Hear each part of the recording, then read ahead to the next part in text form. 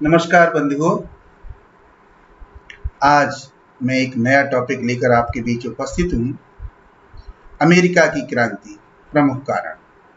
पिछले वीडियो में मैंने आपको बताया था नई दुनिया की खोज और उसका उपनिवेशीकरण, कि नई दुनिया की किस तरीके से खोज की गई थी और किस तरीके से यूरोपीय शक्तियों ने वहां पर जाकर अपने उपनिवेश स्थापित किए थे।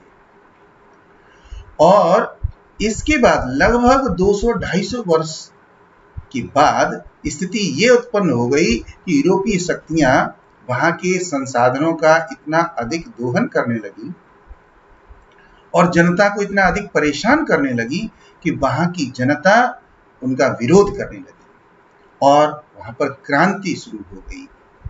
ये पहली चुनौती थी विश्व में जब अंग्रेजों को इसका सामना करना पड़ा। तो किस तरीके से ये क्रांति का माहौल तैयार हुआ और किस तरीके से इसका सामना किया गया, इन सब पर हम बात करेंगे। कि इससे पहले वीडियो शुरू करें, यदि आपने चैनल सब्सक्राइब नहीं किया तो सब्सक्राइब जरूर कर लीजिए, क्योंकि विश्व इतिहास और भारत के इतिहास के बहुत ही महत्वपूर्ण टॉपिक्स पर हम आपके लिए वीडियो लाते रहेंगे और महत्वपूर्ण जानकारी देते रहेंगे।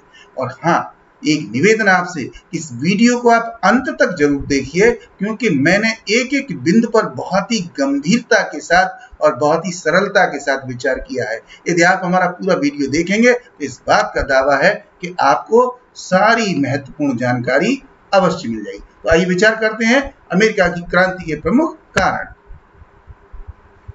सबसे पहला कारण अगर हम देखें तो वो था अभिव्यक्तियां तथा सिद्धांत। अभिव्यक्तियों का मतलब है वैचारिकता। वो क्या थी? अगर हम उसको देखें तो अमेरिकी समाज के अंदर 3 वर्ग थे उस समय। वे 3 वर्ग कौन कौन से थे, उनकी क्या सोच थी, क्या अभिव्यक्ति थी, ये जानना बहुत जरूरी है। तो सबसे पहले देखेंगे सामान्य वर्ग जो था वो प्रगति की भावना से प्रेरित था। जो सामान्य वर्ग था जनता का, वो विकास चाहता था, प्रगति चाहता था। दूसरा वर्ग था व्यापारी वर्ग। व्यापारी वर्ग का अपना सिद्धांत क्या था कि वो स्वार्थपूर्ण थे थोड़े से, वो अपना विकास चाहते थे, अपना व्यापारिक विस्तार चाहते थे। और इसके बाद तीसरा जो वर्ग था जिसको हम मध्यम वर्ग कहेंगे और जिसमें बुद्धिजीवी वर्ग आता है, जिसमें अध्यापक आते हैं, वकील आते हैं, डॉक्टर्स, इंजीनियर, छात्र और तमाम दस्तकार, कारीगर वगैरह इस वर्ग में आते हैं। वे क्या करते थे, उनकी क्या विचारधारा थी? उनकी विचारधारा था कि वो शासक वर्ग से घृणा करते थे और प्रत्येक क्षेत्र में, समाज के प्रत्येक क्षेत्र में परिवर्तन चाहते थे। चाहे वह सामाजिक परिवर्तन हो, चाहे वह राजनीतिक परिवर्तन हो, चाहे वह विचारधारा का परिवर्तन हो, हर तरीके का परिवर्तन को चाहती थी, खासतौर से सामाजिक, राजनीतिक और आर्थिक। तो ये 3 वर्ग जो थे, लेकिन इन तीनों वर्गों के ऊपर जो दबाव बनाने वाली व्यवस्था थी वो थी विदेशी शासन। और उसी विदेशी शासन ने इन सबको मजबूर कर दिया था कि वो अपना विकास नहीं कर पा रहे थे, वो अपनी सिद्धांतों को आगे नहीं बढ़ा पा रहे थे। तो अब इसमें अगली बात देखिए, दोनों राष्ट्रों में विचारधारा का अंतर विरोध। एक तरफ तो अमेरिका की जनता ये सोच रही थी, दूसरी तरफ अंग्रेजों की सोच क्या थी, जो शासन करने वाले लोग थे उनकी सोच क्या थी? उनकी सोच ये थी कि एन कैन प्रकारेण अमेरिका में अंग्रेजों का शासन जारी रहे और उसके लिए चाहे हमको कितना ही जनता का शोषण करना पड़े, चाहे कितने ही युद्ध लड़ने पड़े, चाहे कुछ भी करना पड़े, कानूनों को कठोर करना पड़े, लेकिन हम करेंगे। तो एक तरफ विचारधारा थी विकास की, विस्तार की, और दूसरी तरफ विचारधारा थी शोषण की, भेदभाव की, जिसके कारण से दोनों में अंतर विरोध बना हुआ था। अमेरिकी लोग बराबर ब्रिटिश नीतियों का विरोध कर रहे थे और इंग्लैंड लगातार अपनी साम्राज्यवादी विस्तार नीति को अपना रहा था। तो इस तरीके से ये सिद्धांतों का अंतर था। अगली बात देखेंगे, इंग्लैंड के प्रति सद्भाव ना होना। जो अमेरिका के निवासी थे वो इंग्लैंड के प्रति बिल्कुल भी सद्भाव नहीं रखते थे। कारण क्या था? कारण हम देखेंगे कि अमेरिका में जो विभिन्न धार्मिक विचारधाराओं के लोग थे, इसमें एंग्लिकन थे, खुद जो अंग्रेज इंग्लैंड से आए थे वो थे, प्यूरिटन थे, क्वेकर थे, लूथरवादी थे, प्रेसिपिटेरियन थे। ये सारी की सारी जो विचारधाराएं थी, इनमें से रूढ़िवादी विचारों को मानने वाले बहुत कम थे, जबकि प्रोटेस्टेंट विचारधारा को मानने वाले ज्यादा लोग थे। यानी नवीन धार्मिक विचारधाराओं को मानने वाले लोग थे। और इसके कारण से क्या हो गया कि ये सभी लोग शांत पूर्वक रहना चाहते थे, विकास करना चाहते थे। इसलिए यहां पर क्या हुआ, मिश्रित संस्कृति का विकास हुआ और सद्भाव उत्पन्न हुआ, यानी कंपोजिट कल्चर डेवलप हो गई। क्योंकि एंग्लिकन, प्यूरिटन, क्वेकर, लूथरवादी, प्रेसिपिटेरियन सब जो थे अपने अपने त्योहार मनाते थे, अपने अपने तरीके से अर्चना पूजा करते थे, अपने अपने तरीके से जो दूसरी विवाह वगैरह चीजें करते थे। इससे कंपोजिट कल्चर डेवलप हो गई थी और सद्भाव पैदा हो गया था। सभी अमेरिकावासी इंग्लैंड की सामाजिक, आर्थिक एवं राजनीतिक विचारधारा से कटुता रखते थे।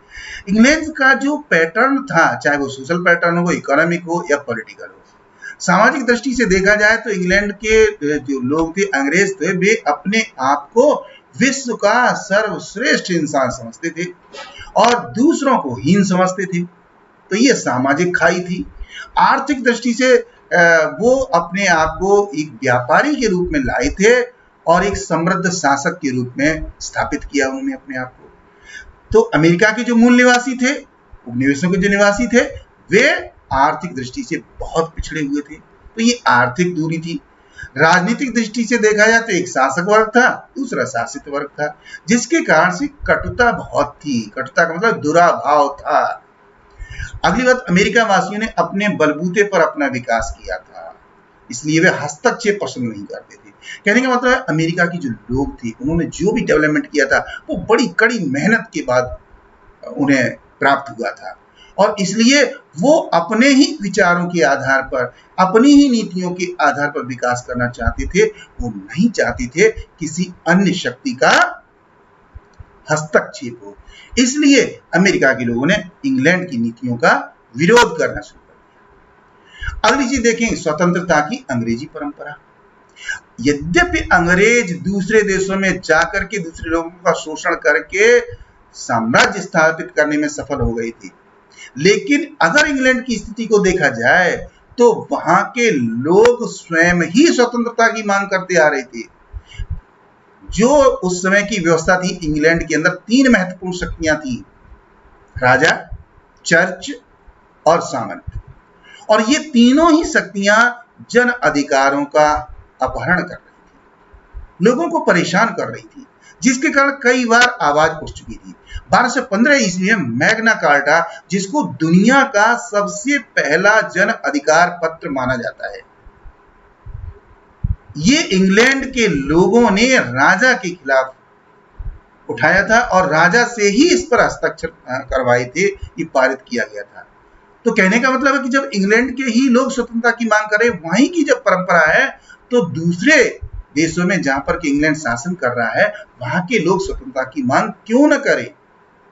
अगली बात देखिए, इंग्लैंड में जन अधिकारों को लेकर के कई बार गृह युद्ध हो चुके थे, चाहे उनमें सफलता मिली हो चाहे न मिली हो, परंतु यह सबक जरूर मिल रहा था कि अपने अधिकारों के लिए लड़ाई करनी पड़ेगी।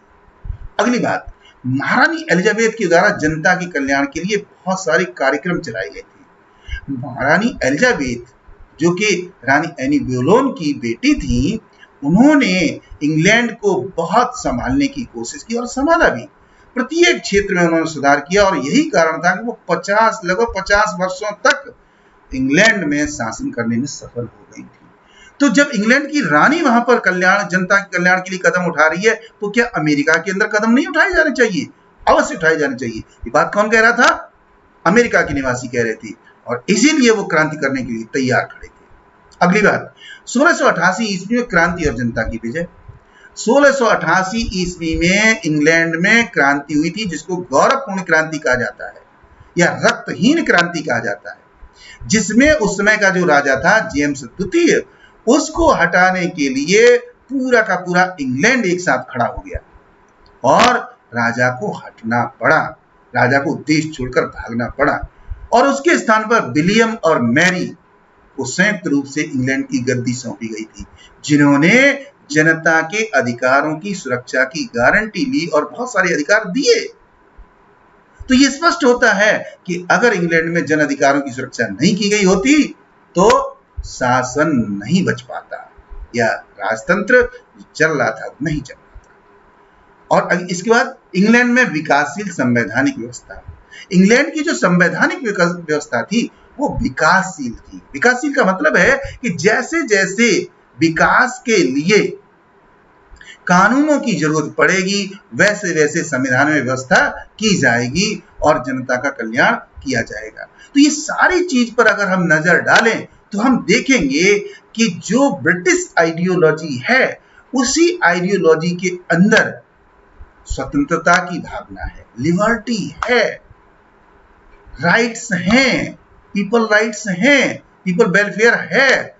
तो जब इंग्लैंड की विचारधारा में है तो क्या अमेरिका के लोगों को उसका लाभ नहीं मिलना चाहिए?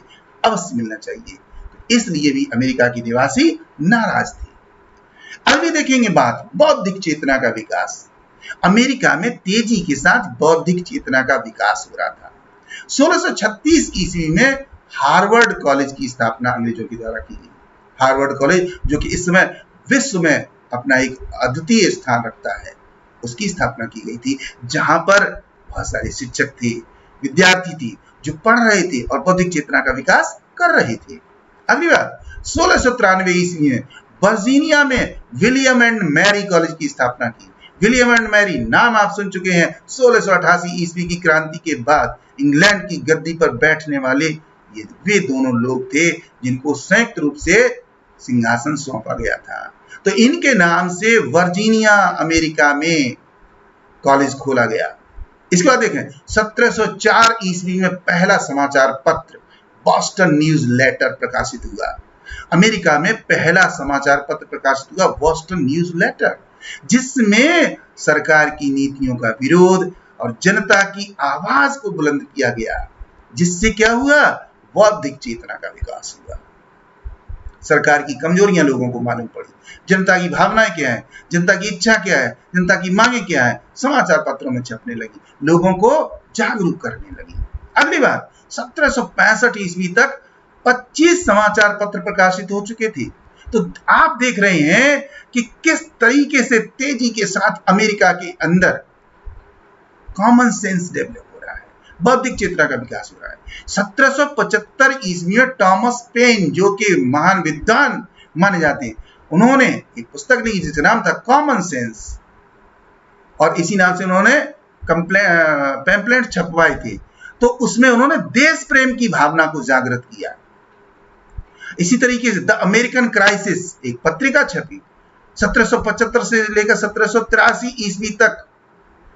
इस पत्रिका के द्वारा देश प्रेम की भावना का जोश भरा गया लोगों के अंदर और इस पत्रिका के माध्यम से पैट्रिक हेनरी ने यह नारा दिया, मुझे स्वतंत्रता दो या मृत्यु दो। यानी अमेरिका के निवासी ये मांग करने लगे, हमें अब आजादी चाहिए या मौत, दोनों में से कोई भी एक चीज आपको देनी होगी। तो ये क्या था? इसके पीछे क्या था? बौद्धिक चेतना थी जिसका कि तेजी के साथ विकास हो रहा था। इसी तरीके के और विद्वान James Otis, Samuel Adams, Jefferson, Washington ऐसे लोग थे जिन्होंने बौद्धिक चेतना का विकास करके, बौद्धिक चेतना का प्रचार और प्रसार करके लोगों के अंदर देशभक्ति की भावना भर दी थी और वे लोग अब अंग्रेजों के खिलाफ खड़े होकर के क्रांति का नारा देने के लिए तैयार थे।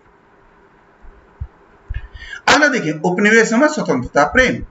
जो क्षेत्र थे अमेरिका के जो कि इंग्लैंड के कब्जे में थे या अंग्रेजों कब्जे में थे, वहां से भी स्वतंत्रता की भावना निकल कर आ रही थी। 1618 ईस्वी में वर्जीनिया में प्रथम अधिकार पत्र में समान स्वाधीनताएं, मताधिकार और रियायतों की मांग की गई। वर्जीनिया में पहला अधिकार पत्र जारी किया गया जनता के द्वारा, जिसमें मांग की गई कि हमको भी उसी तरीके की स्वतंत्रताएं मिलनी चाहिए जैसी अंग्रेजों को मिली हुई है। अंग्रेजों के अनुसार ही हमें मताधिकार मिलना चाहिए और सारी रियायतें हमको उसी प्रकार से मिलनी चाहिए। ये अधिकार पत्र पहला अधिकार पत्र अमेरिका में माना जाता है वर्जीनिया अधिकार पत्र। इसके बाद 1619 और 20 में दो और अधिकार पत्र तैयार किए गए, जिसमें मैरीलैंड और पेंसिल्वानिया के अधिकार पत्र ये माने गए। और इसमें क्या कहा गया? इसमें यह कहा गया कि सरकार जब कानून बनाए, उनकी रचना करे, तो जनता की सहमति लेना भी बहुत जरूरी है। ऐसा क्यों कहा गया? ऐसा इसलिए कहा गया कि इंग्लैंड के लोग यानी अंग्रेज कानून जब बनाते थे तो उन्हें पता ही नहीं होता था कि अमेरिका के निवासियों को किस तरीके की कानून व्यवस्था की जरूरत है। वो वहां के लोग ही बेहतर तरीके से बता सकते थे। सरकार क्या कर रही थी? सरकार अपनी मर्जी से कानून बना दे रही थी, जो जनहित नहीं कर पा रहे थे। तो इस अधिकार पत्र में ये मांग उठाई गई थी, कानून के बनाते समय जनता से भी सहमति लेनी चाहिए। इसके बाद देखेंगे कि 1756 से लेकर 1763 ईस्वी तक यूरोप में सप्तवर्षीय युद्ध होता है, 7 वर्षों तक चलने वाला युद्ध। और इस युद्ध में लड़ने वाले लोग कौन है? इंग्लैंड है और फ्रांस है। हम आपको बताएंगे कि इसी समय, लगभग इसी समय, भारत में भी इन दोनों शक्तियों के बीच युद्ध चल रहा था, जिनको कर्नाटक युद्धों के नाम से जाना गया। तो कहने का मतलब ये दो बड़ी शक्तियां फ्रांस और इंग्लैंड यूरोप में भी लड़ रही थी और उपनिवेशी क्षेत्रों में भी लड़ रही थी। जब ये युद्ध समाप्त हो गया, है ना, तो क्या हुआ कि इस युद्ध के बाद जो व्यापार था वो जनविरोधी हो गया। जनविरोधी क्यों हो गया? क्योंकि इंग्लैंड ने इस तरीके का व्यापार शुरू करना कर दिया जिससे कि अमेरिका के लोगों को नुकसान हो लगा। जेफरसन, जो कि बहुत ही महान विद्वान थे, उन्होंने लिखा है कि अमेरिका की क्रांति का वास्तविक आरंभ 1620 ईस्वी में ही हो चुका था, जब वर्जीनिया को अपने प्रतिनिधि निर्वाचित करने का अधिकार दिया गया था। यानी कि जब 1620 में बहुत ज्यादा दबाव बनाया गया था, मताधिकार की मांग की गई थी, तो अंग्रेजों ने कुछ लोगों को प्रतिनिधि निर्वाचित किया था। तो जेफरसन ने यह माना है कि उसी समय ये अधिकार मिल गया था। तो इस तरीके से हम देखेंगे कि उपनिवेशों के अंदर भी बराबर स्वतंत्रता की मांग उठ रही थी। अगली बात देखेंगे, उपनिवेशों का आर्थिक शोषण। इंग्लैंड जो था वो जब दूसरों के क्षेत्रों में जाकर के, दूसरे देशों के क्षेत्रों में शासन उसने स्थापित किया, तो वो 3G सिस्टम लेकर के गया था। 3G का मतलब क्या है? Gold, glory and God. Gold का मतलब हमें धन प्राप्त करना है, ग्लोरी का मतलब हमें प्रतिष्ठा स्थापित करनी है अपनी, और गॉड का मतलब है हमको अपना धार्मिक प्रचार प्रसार करना है। और इसी के आधार पर उन्होंने क्या काम किया? शोषण करना शुरू कर दिया। अमेरिका के अंदर पहला नेविगेशन एक्ट 1641 ईस्वी में ब्रिटिश सरकार ने पारित किया, और इस एक्ट के आधार पर क्या कहा गया कि व्यापार के लिए केवल इंग्लैंड के जहाजों का उपयोग किया जाएगा। कहने का मतलब है कि व्यापार पर एकाधिकार करने के लिए यह कानून लाया गया, जिसमें इंग्लैंड के जहाजों का ही उपयोग किया जा सकता था। तो इससे क्या हो गया? जो अमेरिकी जहाज थे वो बेकार हो गए, शोषण हो गया।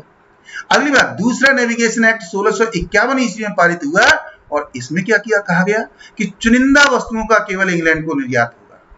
जो सिलेक्टेड गुड्स हैं उनका निर्यात जो है वो इंग्लैंड को किया जाएगा। इसका मतलब क्या था कि जिन वस्तुओं के निर्यात में ज्यादा फायदा हो इंग्लैंड उनका करेगा, जिन वस्तुओं में नहीं होगा वो अमेरिका में छोड़ देगा। तो इसका मतलब क्या था कि अपने व्यापार को बढ़ाना था, अपने धन को बढ़ाना था। अगली बात, तीसरा व्यापार अधिनियम 1663 ईस्वी।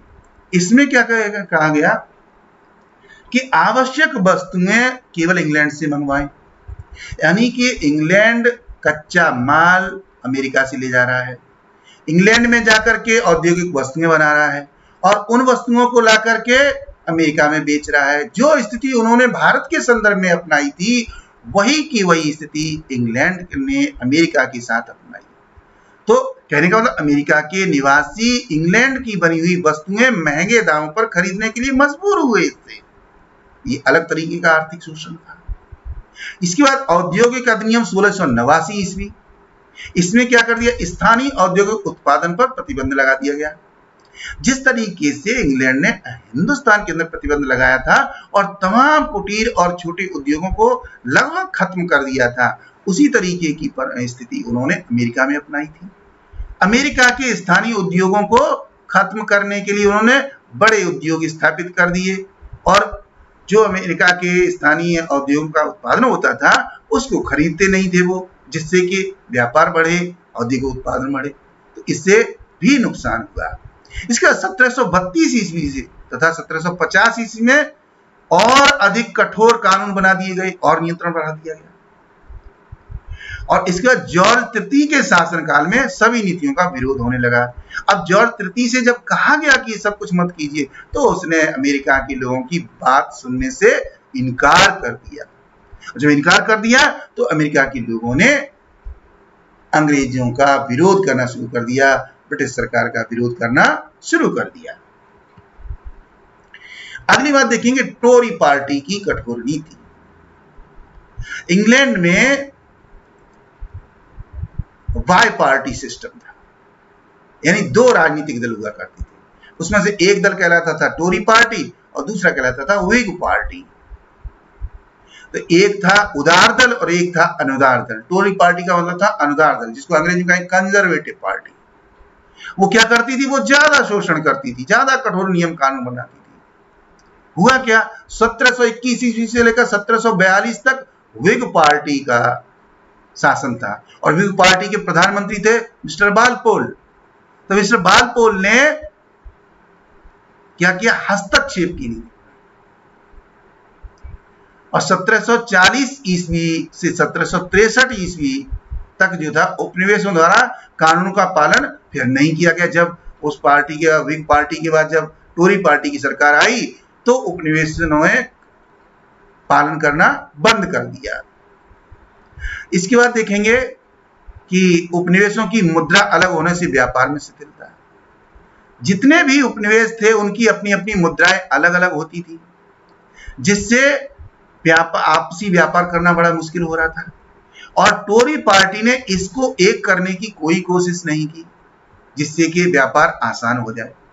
1763 ईस्वी में कठोरता की नीति और अधिक तेजी के साथ अपनाई गई और जिन लोगों ने कानून का पालन नहीं किया उनको कठोर दंड दिए जाने लगे। और स्थिति यह पैदा हो गई कि सरकार की कठोर नीतियों का विरोध करना अब अमेरिका वासियों के लिए आवश्यक हो गया। परिणाम क्या हुआ, अनेक अमेरिकी उपनिवेशों में विद्रोह शुरू हो गए। और ये विद्रोह कैसे थे, क्षेत्रीय विद्रोह थे। अगली बात देखिए, भौगोलिक दूरी और दोषपूर्ण प्रशासन। इंग्लैंड और अमेरिका के बीच में एक लंबी भौगोलिक दूरी थी, लगभग 5000 मील के आसपास थी। और इस दूरी के कारण क्या होता था कि अगर अमेरिका के निवासियों को कोई भी दिक्कत है, कोई प्रशासनिक परेशानी है, तो अपनी बात वो किससे कहेंगे, शासन से कहेंगे। और शासन कहां बैठा हुआ है, इंग्लैंड में बैठा हुआ अंतिम निर्णय लेने के लिए। तो बहुत सारी समस्याएं ऐसी होती थी जिनके महीनों तक, वर्षों तक अंतिम निर्णय आ ही नहीं पाती थी, क्योंकि वो अंतिम स्वीकृति राजा की ली जाती थी, इंग्लैंड के राजा की। और दूसरी क्या स्थिति थी, जिससे प्रशासनिक नियंत्रण में कमी हो जाती थी और लोग उससे परेशान थे, जिसके कारण से लोग अब विरोध करने लगे थे। अगली बात थी उच्च पदों पर केवल ब्रिटिश अधिकारियों की नियुक्ति। जो बड़े बड़े पद थे उन पदों पर केवल अंग्रेज लोगों को नियुक्ति दी जाती थी, अमेरिका वासियों को लोगों को नियुक्ति नहीं दी जाती थी, जिससे कि अमेरिका वासी नाराज थे। अगली बात थी इस संदर्भ में कि गवर्नरों को असीमित अधिकार दिए गए थे। जो गवर्नर्स थे प्रोविंशियल रीजन्स में, वो गवर्नर असीमित अधिकार प्राप्त थे, यानी किसी भी प्रकार के दंड देते थे, किसी प्रकार की कानूनी व्यवस्था करते थे जो कि जनता के हित में नहीं हुआ करती थी। इसलिए उन गवर्नरों के अधिकारों को सीमित करना बहुत जरूरी था। इसलिए अमेरिका में विरोध होने लगा। अगली बात, कार्यकारिणी और विधायिका भी सम्राट के अधीन रखी गई थी, यानी जो कार्यकारिणी, जो एग्जीक्यूटिव बॉडी और जो लेजिस्लेटिव बॉडी अमेरिका में काम कर रही थी, वो भी इंग्लैंड के राजा के अधीन थी। यानी कि वो वही कार्य करेगी जो इंग्लैंड का राजा कहेगा। कि तो जो एडमिनिस्ट्रेटिव बॉडीज थी या जो एग्जीक्यूटिव बॉडी थी, वे भी राजा के अधीन होने के कारण से निर्णय बहुत देर से हो पाते थे और उनमें अमेरिकी वासियों को शामिल नहीं किया जाता था। शासक और शासित वर्ग के बीच तनाव निरंतर बढ़ता गया था। अब यहां पर क्या था, दो वर्ग थे, शासक वर्ग, शासित वर्ग, और दोनों के हित कैसे थे, एक दूसरे के विरोधी थे। अगर अमेरिका के लोग विरोध करते हैं किसी भी चीज का तो शासक वर्ग के लिए समस्या है, अगर शासक वर्ग कठोर कानून लागू करता है तो शासित वर्ग के लिए समस्या है। इसके कारण से क्या था कि दोनों वर्गों के बीच लगातार तनाव बढ़ता चला जा रहा था और किसी भी समय क्रांति का विस्फोट हो सकता था। अगली बात है, अगला पॉइंट है, अगला कारण है अमेरिका की क्रांति का, वो है सप्तवर्षीय युद्ध। मैंने आपको पहले भी थोड़ा बताया कि 1756 से लेकर 1763 ईस्वी तक इंग्लैंड और अमेरिका के बीच, इंग्लैंड और फ्रांस के बीच ये युद्ध हुआ था यूरोप में। इसमें फ्रांस की पराजय हो गई थी और इंग्लैंड की विजय हो गई थी। तो इसके कारण से क्या था, बहुत सारा कनाडा का क्षेत्र इंग्लैंड को मिल गया था। तो इंग्लैंड की प्रतिष्ठा भी बढ़ गई और शक्ति भी बढ़ गई। अगली बात क्या थी, अंग्रेजों को फ्रांसीसी आक्रमण का भय समाप्त हो गया। क्योंकि फ्रांस अब हार गया था, इसलिए अंग्रेजों को अब यह डर खत्म हो गया था कि कोई उनकी शक्ति को नुकसान पहुंचाएगा। इसलिए वो और ज्यादा उत्तेजित हो गए थे, उद्वेलित हो चुके थे।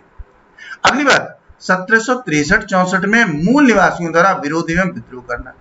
अब ये सब देख करके 1763-64 में क्या हुआ, मूल निवासियों ने ये सोचा कि भाई इंग्लैंड अब तक तो फ्रांस के साथ युद्ध कर रहा था, अगर फ्रांस जीत जाता तो इंग्लैंड कुछ कमजोर पड़ जाता, तो हो सकता है कि हमारे लिए कुछ अच्छे काम करता। अब चूंकि वो जीत गया है और फ्रांस से भी उसको क्षेत्र प्राप्त हो गया है, तो अब और ज्यादा मनमानी करेगा। इसलिए अमेरिका के निवासी अब और ज्यादा चिंतित हो गए। न्यूयॉर्क के गवर्नर ने लिखा है, जो न्यूयॉर्क का उसमें गवर्नर था तत्कालीन, वो लिखता है कि यदि अमेरिकी लोग अपनी आवश्यकता की वस्तुएं उपलब्ध करने में सफल हो गए तो वे इंग्लैंड की उपस्थिति कभी भी स्वीकार नहीं करेंगे। कहने का मतलब है कि न्यूयॉर्क का गवर्नर ये कहना चाहता है कि अमेरिका के लोगों को इस हाल में रखो कि वो अपनी आवश्यकता की वस्तुएं भी न जुटा सकें, क्योंकि जिस दिन उनकी कंपलसरी नीड्स पूरी हो गई उस दिन वो इंग्लैंड को अमेरिका में देखना नहीं पसंद करेंगे। अगली बात देखेंगे, बुद्धिजीवियों द्वारा नेतृत्व। देखिए, कितनी भी बड़ी विचारधारा हो, कितनी ही कोशिश की जाए लोगों के द्वारा, लेकिन क्रांति कोई भी तब तक सफल नहीं होती है जब तक कोई भी आगे झंडा लेकर चलने को तैयार ना हो, अर्थात कोई नेतृत्व करने के लिए तैयार ना हो। इसलिए आवश्यक होता है कि नेतृत्व बुद्धिमान हो, नेतृत्व जोशीला हो, शक्तिशाली हो, संवेदनशील हो, उचित निर्णय लेने वाला हो। और ये सारी की सारी विशेषताएं अमेरिका की उन बुद्धिजीवियों में थी जो इस पूरी विचारधारा का, इस पूरी क्रांति का नेतृत्व करने के लिए तैयार थे। ये लोग कौन थे, कुछ लोगों के नाम मैं यहां पर लाया हूं, वो देखेंगे आप। थॉमस पेन, जिन्होंने कॉमन सेंस नामक पुस्तक लिखी और उसमें उन्होंने ये बताया कि अंतिम विच्छेद की मांग की। उन्होंने कहा जब तक अमेरिका और इंग्लैंड अलग नहीं हो जाएंगे तब तक अमेरिका के निवासियों का हित नहीं होगा। तो ये उनकी जो विचारधारा थी, इसने लोगों के अंदर जोश भर दिया। अगली बात, थॉमस जेफरसन ने कहा जनता के अधिकारों की मांग की। थॉमस जेफरसन ने, जहां पर थॉमस पेन ने अंतिम विच्छेद की मांग की कि अमेरिका और इंग्लैंड अलग होने चाहिए, थॉमस जेफरसन ने जनता के अधिकारों की मांग की, जनता को अधिकार मिलने चाहिए। जॉर्ज वाशिंगटन, अगला नाम, जिन्होंने कुशल सैन्य संगठन एवं संचालन किया। जॉर्ज वाशिंगटन ने कहा कि मैं सेना का संचालन करूंगा, मैं संगठन करूंगा, अगर क्रांति की जरूरत पड़ेगी, सेना बनानी पड़ेगी तो ऐसा काम मैं करूंगा। और इसके बाद गेट्स थे जो जॉर्ज वाशिंगटन के द्वारा जिनको सेनापति बनाया गया था, बुद्धिमान सेनापति थे। कुछ और कमांडर्स भी इसी तरीके के बनाए गए थे। बेंजामिन फ्रैंकलिन सफल कूटनीतिज्ञ, ये डिप्लोमेटिक पर्सन था, डिप्लोमेसी को सफल बनाने वाला। जब सप्तवर्षीय युद्ध समाप्त हो गया तो फ्रांस से मदद पाने के लिए बेंजामिन फ्रैंकलिन को राजदूत बना करके भेजा गया था फ्रांस में, और फ्रैंकलिन सफल हुए, फ्रांस ने मदद की, और क्रांति जब हुई तो अमेरिका को सफलता मिली थी। तो यह भी कारण था। अगली बात, सैमुअल एडम्स। सैमुअल एडम्स जो थे, इन्होंने पूरी व्यापारिक नीति को अपने हाथों में ले रखा था। तो अंग्रेजों की जो व्यापारिक नीतियां थी उनका ये विरोध कर रही थी। बॉस्टन टी पार्टी के द्वारा इन्होंने बहुत ही तीव्र विरोध किया था, जिसका अभी हम आगे चर्चा करने वाले हैं। अगला जो कारण था अमेरिका की क्रांति का, वो था प्रधानमंत्री ग्रैनविल के कार्य। इसमें प्रधानमंत्री थे ग्रैनविल। उन्होंने और कठोरता की नीति अपनाते हुए अमेरिका पर शिकंजा कसना चाहा, लेकिन स्थिति उल्टी पड़ गई। ये क्या क्या कानून बनाए थे उन्होंने, उसमें देखेंगे। 1764 ईस्वी में शुगर एक्ट, चीनी अधिनियम लागू किया गया 1764 ईस्वी में। कहा तो यह गया था कि इससे तस्करी रोकी जाएगी, और तस्करी रोके जाने के लिए उन्होंने विशेष न्यायालय बनाए। और इन विशेष न्यायालयों ने क्या काम किया कि जो व्यापार करने वाले छोटे लोग थे उन लोगों को कठोर दंड दिए, जिससे क्या हो गया कि अमेरिका का ये स्थानीय व्यापार बिल्कुल ठप हो गया। तो स्थानीय व्यापार को इस एक्ट के द्वारा नुकसान पहुंचाया गया था। अगली बात, 1765 ईस्वी का स्टाम्प एक्ट। 1765 ईस्वी में मिस्टर ग्रैनविल ने अमेरिका में स्टाम्प एक्ट पारित करवाया। इसमें क्या था कि किसी भी तरीके का कार्य करने के लिए आपको प्रत्येक दस्तावेज पर सरकारी टिकट लगाना होगा। इससे क्या हुआ कि जो कामकाज चल रहा था वो बहुत मुश्किल हो गया, और सरकार को भारी आमदनी होने लगी स्टाम्प एक्ट के जरिए। लिहाजा जनता ने इसका विरोध करना शुरू कर दिया, और उन्होंने कह दिया, क्या कह दिया? No taxation without representation. उन्होंने कहा कोई भी टैक्स नहीं देंगे जब तक आप हमें प्रतिनिधित्व नहीं देंगे। प्रतिनिधित्व नहीं तो कर नहीं। अतिरिक्त प्रत्यक्ष कर लगाना तथा कठोरता से वसूल करना। ग्रैनविल ने क्या काम किया था? अतिरिक्त प्रत्यक्ष कर, डायरेक्ट टैक्स अलग से लगा दिए, और उनको बड़ी कठोरता के साथ वसूल किया गया। तो जनता ने इसका विरोध करना शुरू कर दिया था। और आगे चलकर उन्होंने क्या काम कहा कि अनेक नगरों में विद्रोह होने लगे अभी इस सब स्थिति के कारण से, और विद्रोहियों ने समितियां बनानी शुरू कर दी, और इन समितियों के नाम रखे गए थे स्वाधीनता के पुत्र। जो पुरुषों की समितियां बनाई गई थी उनको नाम दिया गया था स्वाधीनता के पुत्र, सन्स ऑफ द फ्रीडम। और जो महिलाओं की बनाई गई थी उनके नाम रखे गए थे डॉटर्स ऑफ द फ्रीडम, स्वाधीनता की पुत्रियां। तो इस तरीके से कहने का मतलब है कि अब थोड़ा सा व्यवस्थित तरीके से विद्रोह होने लगा। 1765 ईस्वी में ही स्टाम्प एक्ट कांग्रेस बनी और ग्रैनविल का पतन हो गया। यानी स्टाम्प एक्ट का विरोध करने के लिए एक संगठन बनाया अमेरिका के निवासियों ने, जिसका नाम रखा गया स्टाम्प एक्ट कांग्रेस। और उसने इतनी तीव्रता के साथ विरोध किया कि ग्रैनविल पर इसका असर पड़ा, और ग्रैनविल को इस्तीफा देना पड़ गया। और ग्रैनविल के इस्तीफे के बाद जब नई सरकार बनी, नए प्रधानमंत्री बने, तो वित्त मंत्री बनाए गए थे मिस्टर टाउनसेंड। तो टाउनसेंड ने क्या काम कर दिया? टाउनसेंड ने 5 वस्तुओं पर टैक्स लगाया अलग से। ये एक योजना उन्होंने बनाई 5 वस्तुओं पर टैक्स लगाने की। इस योजना का भी विरोध किया गया, इसको टाउनसेंड प्लान कहा जाता है। और 1770 ईस्वी तक स्थिति इतनी ज्यादा बिगड़ गई कि इंग्लैंड को सेना लगानी पड़ी। तो सेना और अमेरिका के लोगों में टकराव हुआ और 5 लोग मारे गए। तो इस तरीके से ये विरोध की स्थिति अपने तीव्रतम स्तर की ओर जाने लगी। अंतिम कारण अगर हम देखना चाहें अमेरिका की क्रांति का, तो वो है बॉस्टन टी पार्टी या बॉस्टन टी पार्टी की घटना। ये घटना क्या हुई थी वो देखेंगे हम लोग। 1773 ईस्वी में चाय अधिनियम बनाया गया था। और चाय अधिनियम के द्वारा ईस्ट इंडिया कंपनी को चाय का व्यापार करने का अधिकार दे दिया गया था कि ईस्ट इंडिया कंपनी व्यापार चाय का कर सकती है। आपको मालूम होगा कि ईस्ट इंडिया कंपनी भारत के लिए बनाई गई थी व्यापार करने के लिए, तो वो ईस्ट इंडिया कंपनी भारत से नील और चाय भर करके ले जाती थी और इंग्लैंड ले जाने के बजाय सीधे अमेरिका ले जाती थी और अमेरिका में चाय को बेचते थे। जबकि जो अमेरिका की चाय थी उस चाय को वो नहीं बिकने देते थे, जिससे अमेरिका का माल तो बेकार हो जाता था और अंग्रेज भारत से गई चाय को वहां पर ऊंचे दामों पर बेचकर पैसे कमाते थे। इसलिए इसका विरोध किया गया और 16 दिसंबर 1773 को बोस्टन बंदरगाह पर जब चाय से लदा हुआ जहाज पहुंचा तो सैमुअल्स ने उनके नेतृत्व में 340 पेटियां चाय की बोस्टन टी पार्टी जो कि एक संगठन था उसके लोग चढ़ गए जहाज पर और उन्होंने समुद्र के अंदर फेंक दी। जब समुद्र के अंदर फेंक दी तो अंग्रेजों ने कार्यवाही की और 5 कठोर कानून लागू कर दिए। वहां पर झगड़ा भी हुआ और उसके बाद कानून लागू किए गए। 5 कानून कौन से लागू किए गए देखेंगे। पहला कानून, बोस्टन बंदरगाह को बंद कर दिया गया व्यापार के लिए, यानी कोई भी माल अमेरिका का अब बाहर नहीं जा सकता था, यानी कि शोषण की, अत्याचार की पराकाष्ठा हो गई। अगली बात, मैसाचुसेट्स के अधिकार छिन गए।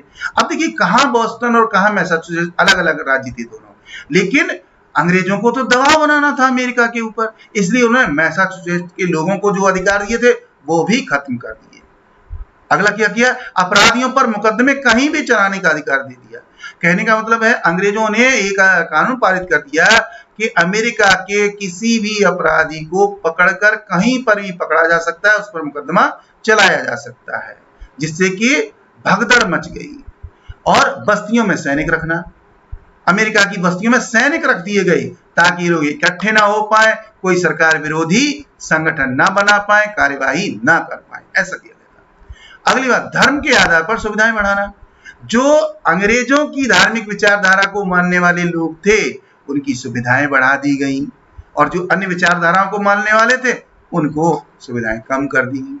तो ये जो कानून लागू कर दिए गए, इनसे क्या हो गया, अमेरिका के लोगों पर और ज्यादा स्थिति बिगड़ गई, अत्याचार हुए।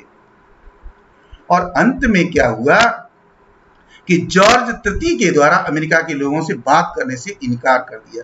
नहीं, जॉर्ज तृतीय से अमेरिका के लोगों ने गुजारिश की कि स्थिति को संभालिए, स्थिति बहुत बिगड़ी जा रही है।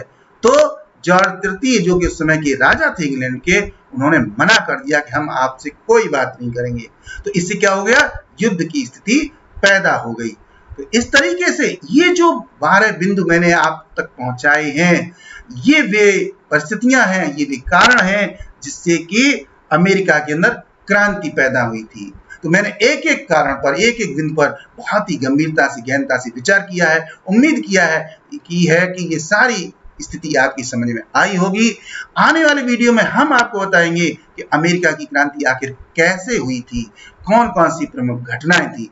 तो हमारा आने वाला वीडियो जरूर देखिए। ये वीडियो आपने हमारा देखा है, इसके लिए बहुत बहुत धन्यवाद। निरंतर हमारे वीडियो देखते रहिए। हम आने वाले वीडियो में आपको एक से एक बेहतर जानकारी देते रहेंगे। तब तक अध्ययन को जारी रखिए। Best wishes to all of you. Thank you very much. Good luck, goodbye, जय हिंद।